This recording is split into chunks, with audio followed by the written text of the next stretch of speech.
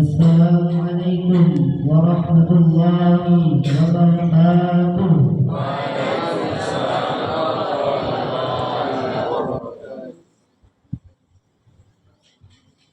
A'udzu billahi minasy syaithanir rajim. Bismillahirrahmanirrahim.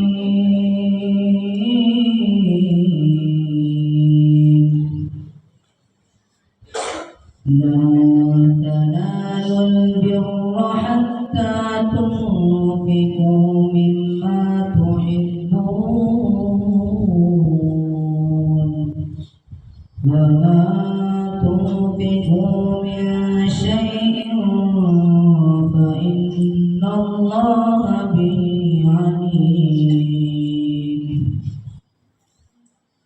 كل الطعام كان إلا لبني إسرائيل إلا ما حرم إسرائيل على نفسه من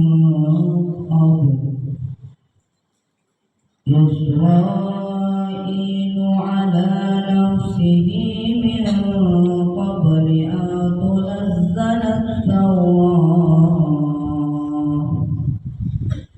قل فأتوا بالتوراة فاتلوها إن كنتم صادقين. فمن افترى على الله الكذب من بعد ذلك فأولئك هم الظالمون. قل صدق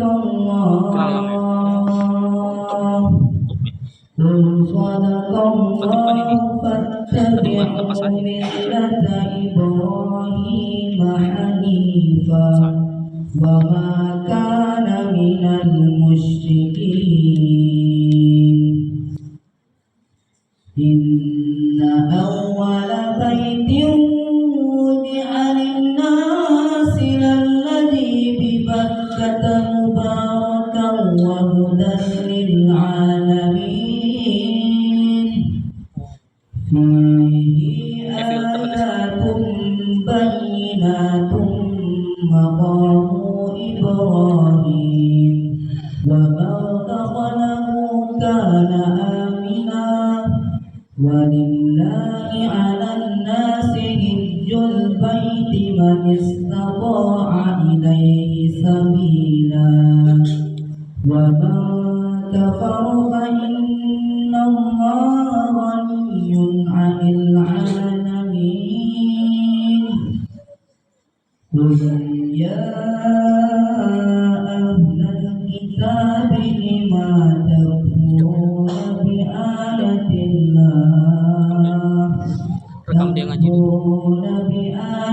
الله والله شهيد على ما تعملون. صدق الله العظيم. Bismillahirrahmanirrahim. Assalamualaikum warahmatullahi wabarakatuh. Waalaikumsalam warahmatullahi wabarakatuh.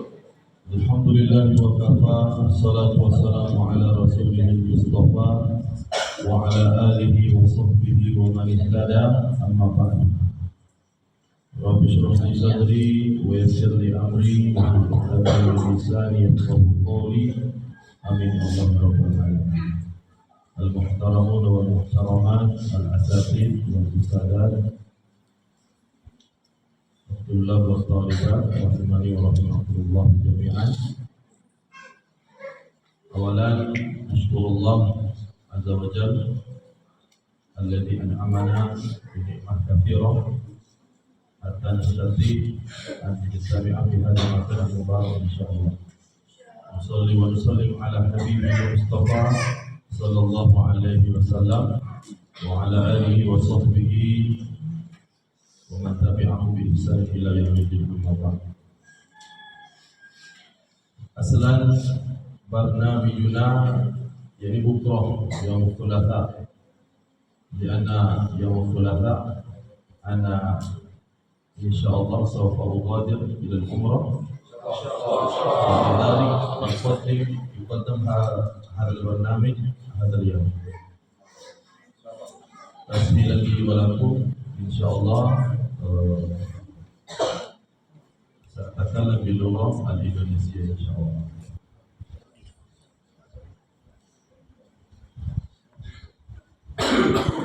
Para santri, santriwati yang dimuliakan oleh Allah Subhanahu wa taala. Jadi pada kesempatan ini saya ingin menyampaikan kepada kalian semua yang insyaallah mudah-mudahan ini dapat memberikan manfaat, bahwasanya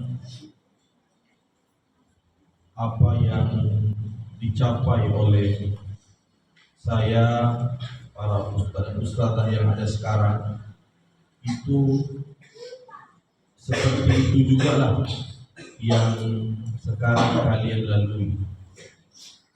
Allah Subhanahu wa taala. Jadi kita itu tidak ada di dunia ini yang simsalabim, tidak ada. Semuanya harus butuh proses. Potong-potong aja. Enggak full, potong-potong aja.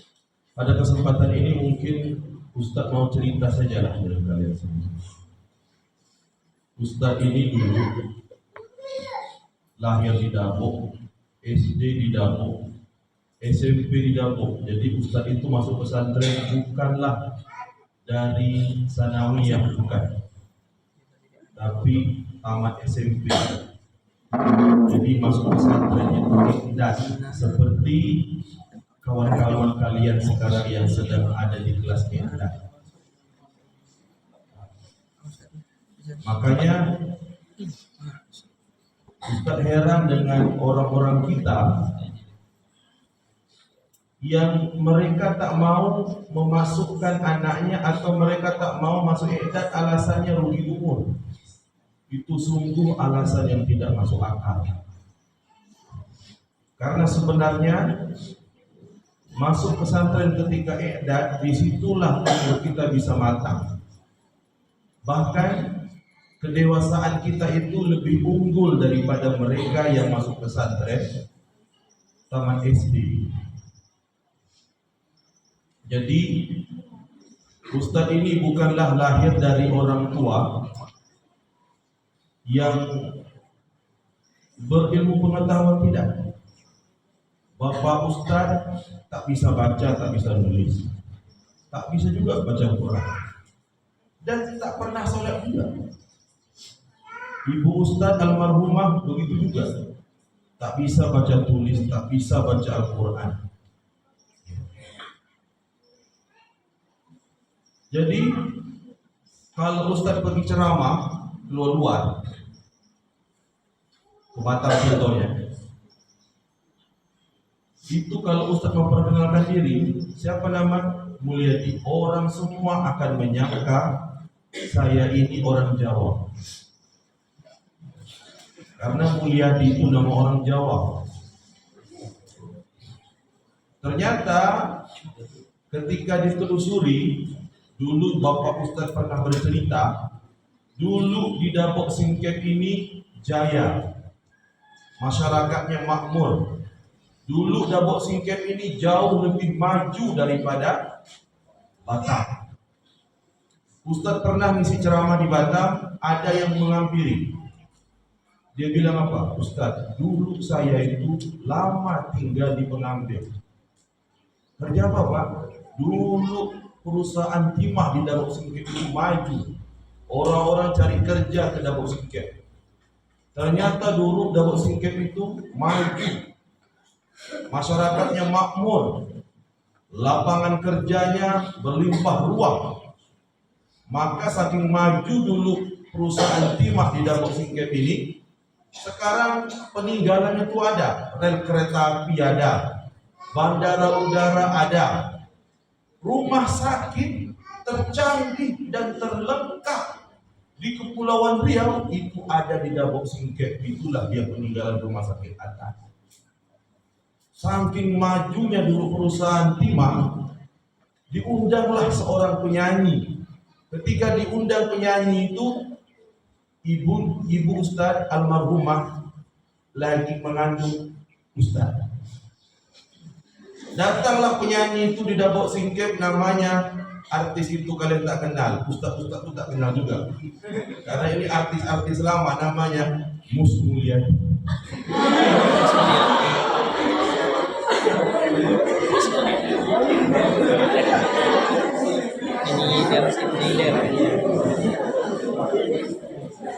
Jadi di akte kelahiran itu nama Ustadz ini adalah Mus Mulyadi.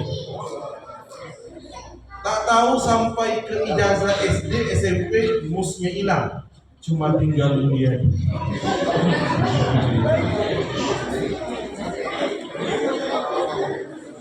Jadi wajar ketika orang bertanya, Ustadz ini orang Jawa? Bukan. Karena asal muasalnya seperti itu. Datang penyanyi, artis dari Jakarta, namanya Mus Mulyadi. Pas itu ibu Ustadz lagi ngandung Ustadz, maka ketika lahir diberilah anak namanya Mus Mulyadi.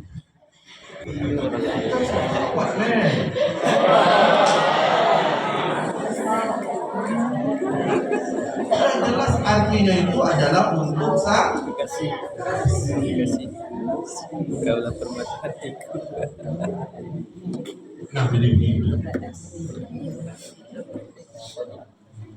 Jadi Ustadz ini dulu tamat SMP itu sudah daftar di SMA 2 ceritanya. Kemudian ada kawan dari pesantren As-Salam nawari Bapak Ustadz masuk pesantren. Pak Periwut, masukkanlah kuliah itu ke pesantren. Apa kata bapak saya? Apa itu pesantren? Ngapis-ngapiskan duit aja. Jangan masuk pesantren. Sudah masuk pesantren. Jadi ketika ditawari masuk pesantren, barulah Ustadz minta tolong kepada orang tua supaya bisa masuk pesantren. Alasannya waktu itu cuma satu, bukan untuk belajar, bukan untuk menuntut ilmu. Karena pesantren As-Salam itu letaknya di Palembang sana, maka tujuan Ustadz nak nengok Jambi, tak pernah keluar dari. Perkelahian tak bisa. Kalaupun kalian tak mondok, tinggal di rumah, berkelahi tak dengan adik-beradik? Maka kalau ada orang tua bilang, anak kami ini baik Ustaz, di rumah tak pernah berkelahi, bohong. Tapi disitulah kita bisa menjadi anak yang mandiri dan anak yang dewasa. Lewat cara apa? Dulu Ustaz waktu mondok tak pernah orang tua menjenguk, tak pernah. Selama Ustaz mondok tak pernah dijenguk sama orang tua, sekalipun tak pernah. Karena kata orang tua udah mati-mati lah kan. Tak pernah. Pernah Ustaz sekali sakit, masuk rumah sakit, ternyata setelah diperiksa 4 penyakit. Pertamanya sakit hepatitis atau penyakit kuning, yang keduanya malaria, yang ketiganya Mah akut. Yang keempat, lupa saya. Alim pesantren tak jadi apa?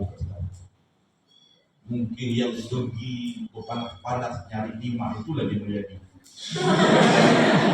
Tipu panas. Untunglah datang ke sana. Tak pernah dijenguk. Maka di sini santri zaman sekarang lembek-lembek semua. Asal tak ditelepon oleh orang tuanya, tak dijenguk oleh orang tuanya, nangis. Di pesantren ini kita itu dilatih untuk apa? Kita itu dilatih untuk siap-siap berpisah dengan orang tua.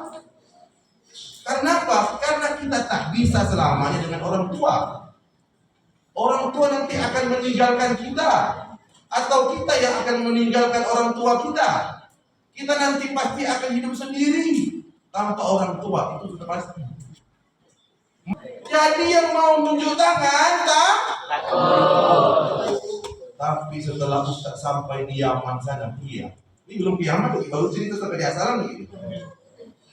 Pas di Yaman sana, ketika ada orang Indonesia atau orang Arab yang menunjuk tangan, yang ditanya A, yang dijawab Z, tidak ada yang ketawa sedikit pun, tidak ada. Jadi ketika waktu di pesantren itu, Ustaz masih ingat pelajaran bahasa Arab. Cuman soalnya ada itu di bahasa Arab, dakhala titik-titik alal hujrati. Salah itu. Jadi Ustaz berlatih untuk supaya berani di kelas. Karena dari dulu takut. Akhirnya tunjuk tangan. Ini mungkin isinya nur nih. Pakai nur. Bayangkan. Jadi yang membedakan kita antara bodoh dengan pandai adalah apa? Apa?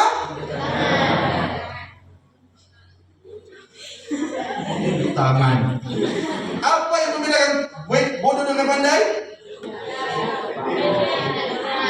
Semangat.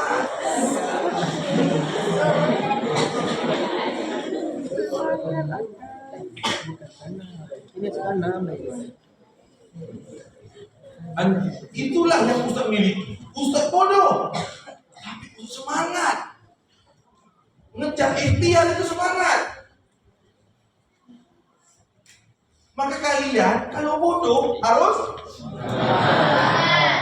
yang bodoh itu merasalah bodoh. Semangat. Ustaz dulu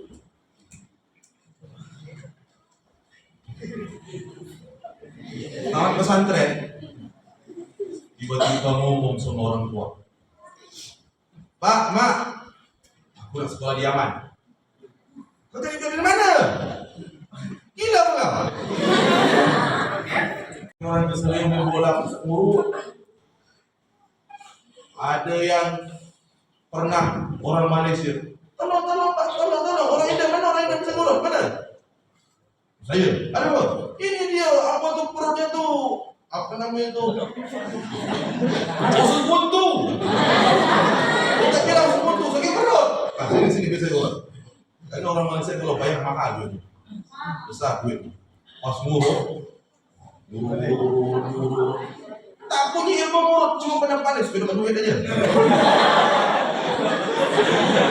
Kabupaten Lingga, alhamdulillah. Kemudian Yaman kembali aman, berangkat lagi balik ke Yaman, dan alhamdulillah dapat beasiswa full dari kabupaten dapat, dari provinsi dapat.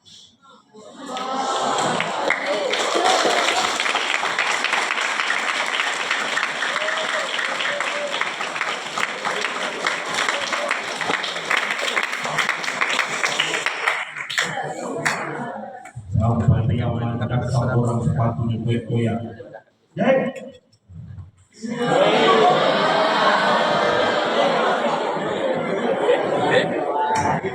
Tiga lagi diharapkan. Kalau ada yang mencontek, berarti ustaz-ustazah yang mengawasinya yang lengah.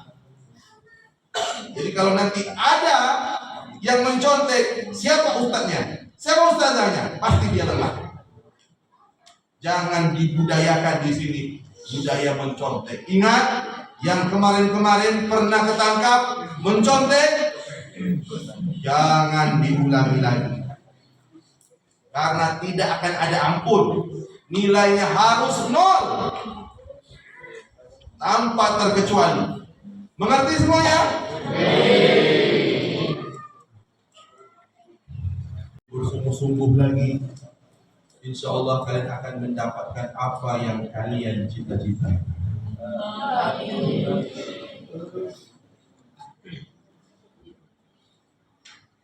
Dan semuanya diharapkan untuk lebih bersungguh-sungguh lagi, lebih siap mentalnya lagi. Dari sekarang, ya, kejar mimpi-mimpinya. Kalau bisa, usahakan cita-cita itu setinggi. Ustadz dulu nyesal waktu Ustadz dulu mondok lagi kuliah. Cita-cita Ustadz itu pendek betul, rendah betul. Ternyata memang benar kalau cita-cita kita itu rendah, nanti akan dapat, tapi rendah juga. Makanya betul lah pepatah mengatakan, gantungkan cita-citamu setinggi. Ustadz dulu cita-cita 3. Ustadz tempel terus di lemari Ustadz 3. Yang pertama dapat MC, yang kedua bisa haji, yang ketiga beli laptop. Karena Ustadz nampaknya lah panjang betul, 7 jam mereka. Ada ustaz-ustazah betul-betul lah dalam menjaga ujian ini agar betul-betul aman, tidak ada anak-anak yang curang. Buatkan terus supaya anak-anak kita ini termotivasi, supaya anak-anak ini bangga jadi seperti kita. Karena guru-guru yang selalu memberikan motivasi kepada anaknya, anak itu akan termotivasi juga. Ustaz masih ingat tuh, dulu waktu bodoh Ustaz. Pada visual, mungkin itu kurang lebihnya mohon dimaafkan. Semoga anak-anakku, satriwan dan satriwati, mudah-mudahan semuanya sukses, semuanya berhasil, semuanya nilainya nanti semua mumtaz. Yang paling rendah cuma jajidan. Nah, insya Allah nanti ketika ujian ini semua santri ada keajaiban. Insya Allah ketika dia sudah bersungguh-sungguh, kemudian dia tertidur, mimpi itu dia langsung bingung. Oh, ini jawaban.